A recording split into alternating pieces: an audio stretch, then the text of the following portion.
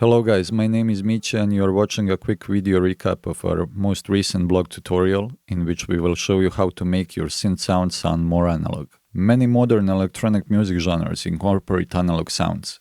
Compared to planar digital, its character and warmth of the sound are generally more pleasing to the ear.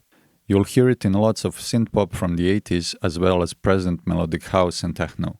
In the following tutorial, we'll show you how to make your synth sounds more analog with modern soft synths, which are getting better and better at producing analog sounds. Let's take a look at the SoundBridge project in front of us and hear the full mix with processed synth ARP sequence.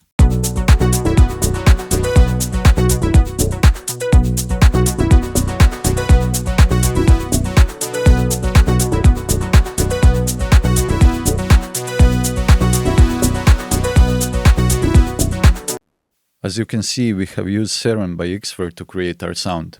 I have selected the desired waveform preset from the oscillator section's drop-down menu. Also, I have increased the unison voices and slightly detuned the oscillator. Moving forward, I have set the envelope shape of the sound and engaged filter where I have modulated the filter cutoff by envelope. In addition, I have activated the noise oscillator to give the sound an analog flavor. In the end, I have finalized the sound by moving to the Serum's FX section where I have used distortion, EQ, delay, and reverb effects.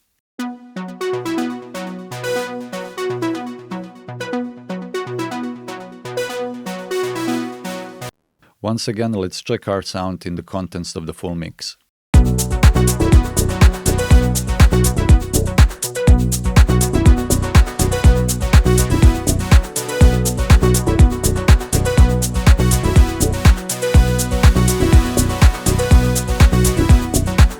I hope you will find this technique interesting, and for a full blog article, please visit our website at soundbridge.io.